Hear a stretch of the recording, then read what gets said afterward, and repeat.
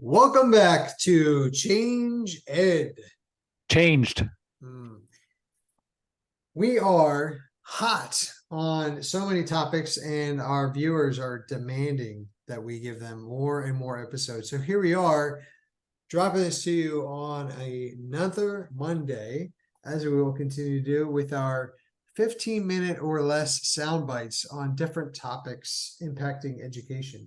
So we've been focusing on why science, why now, specifically in Pennsylvania. And the topic that really came to mind with that is the new NGSS, so the Next Generation Science Standards. I say new because they're a newer conversation in Pennsylvania, but they are not new. They, in fact, have been around for 10 plus years. So it's not new, it's just newer to us. And, when I think about it, Tony, I really think kind of about three things on a really general term. That would be, well, what is NGSS? Why do we adopt them as part of STEELS? And really, what does it mean for educators? And like I said, just like our episode last week, when we were talking about AI in education, NGSS is something we could dive so deep into this. So we know that this is going to be surface level. They give it 15 or less minutes. So I think I'm going to lead this one off because science is my jam. Nope, STEELS is my jam, right? All of it. Right. But the thing that I really think about when what is it? If we're really going to try to boil it down, it's about it's a change in the way that we think about education. So the way that we learn science is not the way that we should be teaching science. I think you'll recall, especially in your era, that it was about learning the vocabulary, learn the terms, right? Memorize this information, and then somehow magically it will all come together, or you have to memorize like a formula of how, and a process of how this works. Well, really, that's flipped all around, right? Like it's about engaging learners differently and having them do the work. So as educators, if we go home exhausted, that's because we're doing the work instead of having our students do the work. So NGSS is about explore before explain. How do we, instead of leading with the vocabulary, we want to lead with an experience. And then that experience will fuel their learning as they go on. So it's really being more of unit-minded than lesson-minded. So quality over quantity. Instead of going shallow and covering lots of things, we're going to go deep. How can we transcribe that information from one experience into another so that students can use this in other parts of their lives? It doesn't just have to be an education, and it's not necessarily a method, right? We learned a method. Here's a checklist for how you're going to do all these things. Not saying that's the only way that method can be talked about, but that's how we learn it in education. But really, it's a process. What is the process? How am I going to take this learning that I have here and apply it somewhere else? And learning how to do that early on in life will serve them well. And actually, I think ties in really well to the AI conversation, right? Just because you've received this information doesn't mean you know how to authenticate it or process it. But I'm curious on your perspective on what the NGSS, Next Generation Science Standards, are. So while you were talking, I had an epiphany, and I went back to my grade school days. I don't know if you remember this gentleman by the name of Bill Nye the Science Guy, right? I can hear the song playing in my head right now. But he started with an experiment, right? Every time. He never started with, this is what a molecule is. This is what air pressure is. Nothing. He came out, the hook was the experience, right? He did an experiment, he let it happen, and then he kind of replayed it over, and then introduced vocab, introduced why this happened. So being able to engage with that first is kind of what we're attempting to do with these NGS. This is because the molecules do this. You're like, wow, what? Yes. Yeah. But he already hooked you because you already saw the experiment. So that's kind of what our science class is. And I think some of the pushback from teachers, administrators, and even myself, I think it stems from, oh, you're telling us we have to change our teaching completely.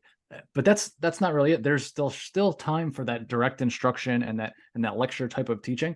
But I think the purpose and the hook of this new NGSS and STEEL standards is, let's give them an experience. really engage them in the learning, and then we'll do everything else after that.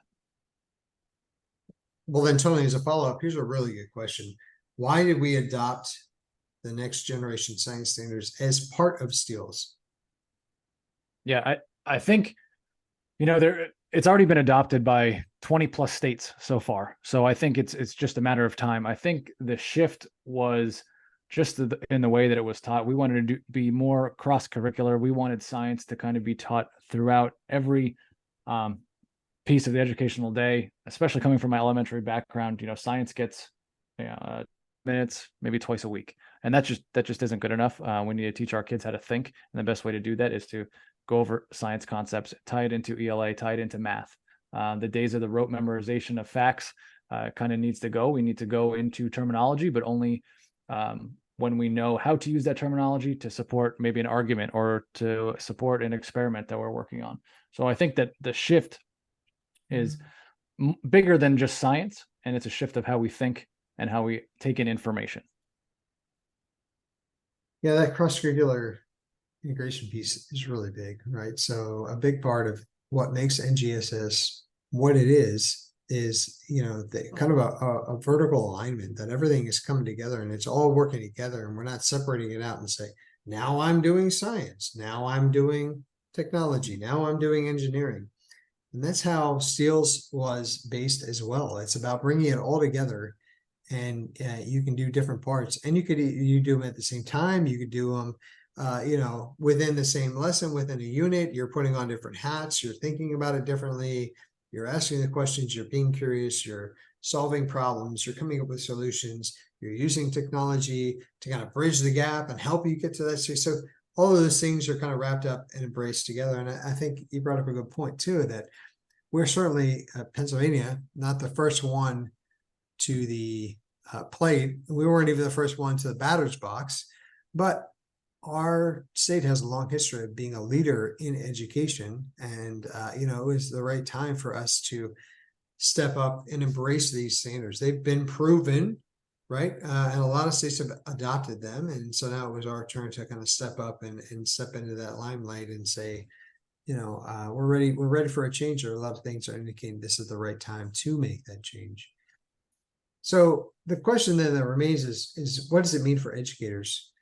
And, as I think about this, kind of for me, it's a mindset, and it's the approach to your instructional practices. So it could be a lot of big changes, or it could be a lot of small changes. And really, at the end of the day, it's the small changes that lead to big ends, right? And a 1 degree paradigm shift right now in 5 years could lead to a 35-degree paradigm shift, all because of that one small change that you made. But having an open mind to embrace this possibility, and what does it look like to really engage our learners? And really, we're helping them, I'm going to go back to it again, in a lot of ways, learn how to utilize AI with a different mindset, right? Like now you've got this information you can find, so you don't have to be the keeper of the information. You've got it there. So how do we help you develop and learn how that works and be able to go deeper? I'm curious though, for your perspective on what it means for our educators. Yeah, I think it's just going to change the way we teach just a little bit. Instead of providing information to the whole class, I think students are going to be doing a lot of the providing of information through the conducting of investigations, solving problems, discussions with peers, with the teacher guidance. But the students are going to be doing a lot of the learning.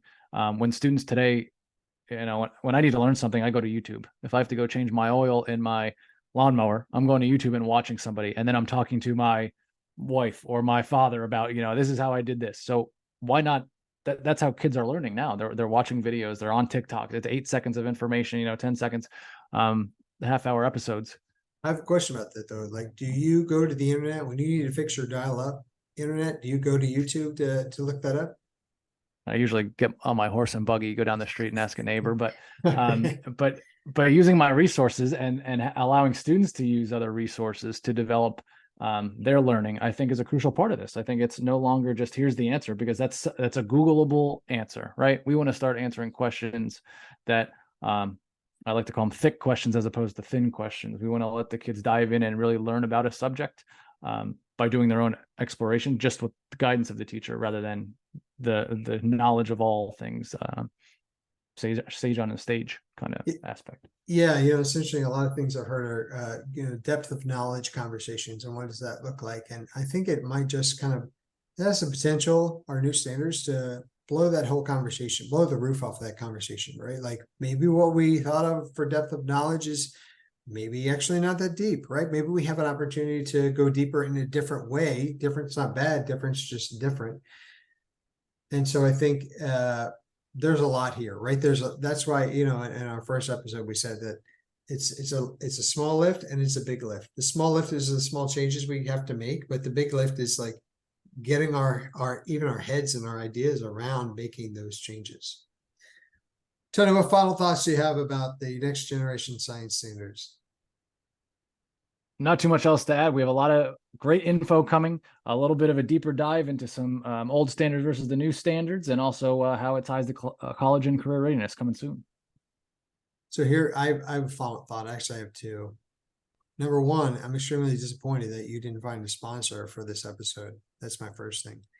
And number two is that when Albert Einstein was asked what his phone number was, he would go get a phone book and he would look up his name and he would then tell them what his phone number was. And when I was asked why, he said, why would I need to take up space in my own brain with information that I could look up, that I could search for? So in a lot of ways, we prepared ourselves for this coming opportunity with AI through what you mentioned, Googling things, right? Or searching them up or looking for answers. We found that there are other ways to get the information that we need and seek. Now, through the power of education, with all these tools that we've already created for learning, and there's a right way to do things and a less right way to do things, or not a right way to do things. Now we have to put those into how we use all of education, but specifically AI, right? Like, what does that look like? So that's my final thought for the day. We will have more on why science in our next episode.